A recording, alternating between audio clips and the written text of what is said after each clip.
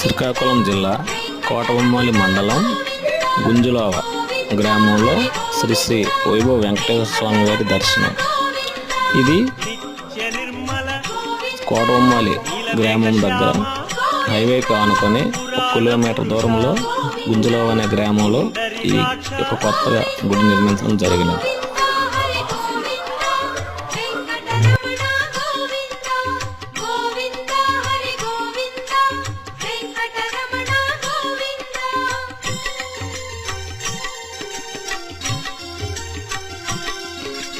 నందనందన నవనీత చోర పశుపాలక శ్రీ పాప విమోచన